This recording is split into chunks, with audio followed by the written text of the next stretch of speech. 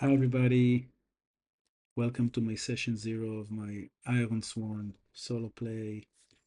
Ironsworn is a very cool role-playing game that's most people, I don't know if most people, but a lot of role players and TTRPG players stumble upon it when they're looking for something for solo play. And this is what we're going to do. This is kind of going to be session zero. We're going to make some basic decision on our character and the world, and then what's going to be kind of the inception of the plot. And I'm going to do it all on a Foundry VTT. I prepared in advance some maps and tokens and theater of the mind artwork, so I can generate it for myself. So it's going to be cool for me to do it. And yeah, so let's see what we have here. This is a Foundry VTT. This is the main map. I think it's cool. And I actually made some decision already about the game world. So yeah, I'm not gonna read all of it, but um, I'm just gonna. These are like, if you don't know the game, like there are like, I think, 10 different sections about different aspects of the world that you kind of get to choose. So you make, every time you play this, you make it your own world, or you can just chuck it and play it in any, just use the mechanics and the rules and play it in any fantasy role-playing settings. But I like the game world, and I'm going for something between Conan the Barbarian and Game of Thrones. Conan the Barbarian, but the actual books by Robert E. Howard, so not the video games or the old 80s movies. Uh, so different cultures of men, very low magic, but magic exists.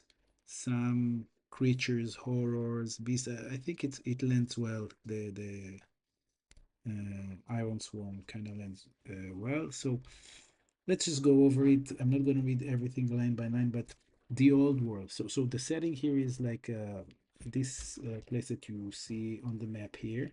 It's called the Ironlands, and the most of it's the humans who inhabit it.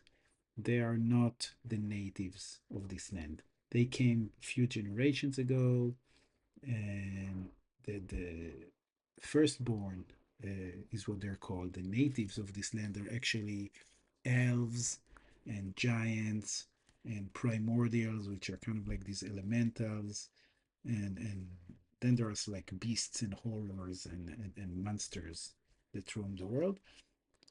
Um, and what you get to choose here is, why did humans migrate to the islands? So I chose that it was because of some plague, some sickness, and there was like an exodus by sea, and a lot of people were thrown overboard if they had the plague, and some ships never arrived. And every choice that you make about the world also come with like a quest hook that you don't have to take, but it can spark it. And pretty soon we're going to move to creating the character, and and you're going to see that the character has to start with like one big quest, kind of like a life quest or a long-term quest that's going to take a long time to fulfill.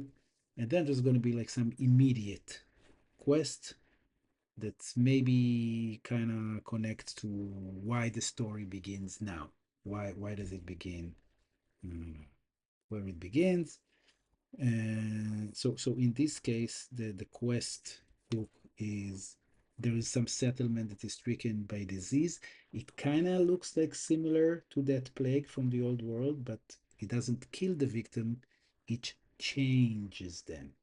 And the text is intentionally vague. It doesn't tell us, does it change them mentally?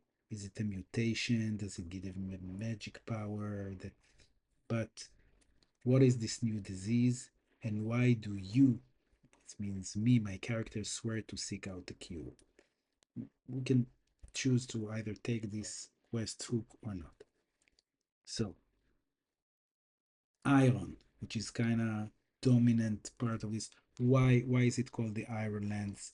And there were some many options. Some had like these there were like these pillars, like artifacts that nobody knows who erected them or built them, and they kind of resemble iron in color. I didn't choose that. I chose that actual imposing hills and mountains are really rich with iron ore, and there is a special type of iron called the black iron. It's kind of really valuable, and there are like caravans and bandits, and then that's like there's this whole economy and ecosystem that goes around this. And the quest hoop is um, that yeah, there was this one caravan that was supposed to arrive to its destination. It didn't, and if we take this quest hoop, why is this specific caravan so important to me, and what am I going to do about it? The legacies. So yeah, so this is kind of about um, what happened to the people who came here generations ago, and I chose the story option that connects to a race of people that are called the Broken, which are basically kind of like a subhuman species. And in this story option, it's basically humans from a few generations ago, but for some reason they became these savage, feral people, um, very hostile, prone to attack. And is this the fate of people like us who are more civilized? Are we gonna also uh, become like this? So that's interesting, I think. And the communities, I chose that kind of forged homes in the Ireland. There are villages, especially in a part of the land that's called the Havens, and they're connected by well-trodden roads with trade. Uh, but a lot of the land is still untamed. Uh, and yeah, the quest hook here is caravans are forced to pay for passage along a trade road, and so somebody's collecting tolls, and who is this person or organization or faction? Why are they collecting tolls? And am I going to rise against them or something like this? Next this point is leaders. So I chose that many types of leaders. Uh, in some communities, it is like a head of a powerful family, and some it's like councils. Uh, and the quest hook is that I have this recurring dream of this immense Ireland city, super strong, and I rule it. But this city doesn't really exist anywhere in the real world, only in my dreams. And maybe it's my quest somehow to make this vision a reality. Again, this is all optional plot hooks. We don't have to take any of them. It's nice. It's nice if you can kind of weave several of them maybe into like a nice story point, something to get us going. Yeah, defenses. So there are these wardens, soldiers and guards, and they kind of guard the communities. But then there are these like these free wardens, basically mercenaries, uh, that they protect the highest bidder or trade caravans. And the quest hook that I come to this one dying warden, and she gives me some important missions that she can't complete herself, and and she asked me to swear to her. And by the way, one thing that if you agree to play in this world is that when you make a vow, it's called the Iron Oath, and it's like the most important thing. It doesn't matter if you're a noble or you're a simple man. It's like vows need to be fulfilled, and you forsake a vow, there are like real consequences to it. Also in the game mechanics, which we'll get into later. Mysticism. So about magic. So I chose the option that magic is rare and dangerous, but those few who wield it are truly gifted. Quest hook. I heard of stories of someone who wields true power. They live in some isolated settlement far away. And then who told me about this?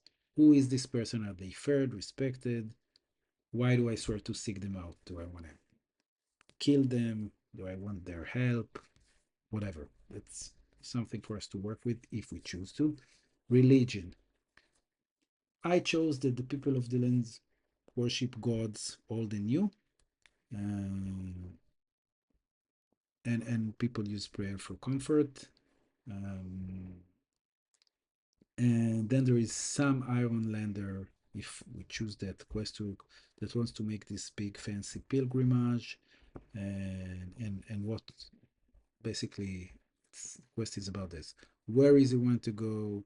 Why should I swear to accompany them? Okay. What about firstborn? Firstborn kids, no, first, sorry. Firstborn are like the actual native people of the Irelands. So these are elves, giants, um, and they can be like totally out of touch with the humans and almost never to be seen. Or you can choose that maybe they're like no longer there, kind of again faded into legend. And if you meet someone, it's very rare. I chose that um, they live in isolation and very protective of their lands if you enter them. And then there's a plot hook about this elf that for some reason is an outcast and he lives with the Irelanders. And when he's dying, whatever. That's the start of a new quest. The beasts of the land. The beasts of old are nothing but legend. A few who travel into the deep forests and high mountains return to his wild tales of monstrous creatures, but they are obviously delusional. No such things exist. And the plot hook is that I was a witness to an attack uh, by some gigantic animal, and nobody believes me, and that could be a nice story hook. And then there are the horrors. Horrors are like, they're not like beasts, they're like even scarier monsters, either fiends, undead, kind of like this. And and I chose them to be like a real threat. So we are wary of the dark forests and deep waterways because monsters lurk in those places in the depth of the long night. Only fools venture beyond their homes, and I bear the scars of an attack by a hole. What was it? Are those scars physical or emotional or both? And what do you think to make yourself whole again? So this is kind of what we know about the world, and that's okay. I think that's kind of a nice primer about the world, and pretty soon I'm gonna go into the what we're gonna do about the character that we're gonna play. So yeah, this is cool. Thank you.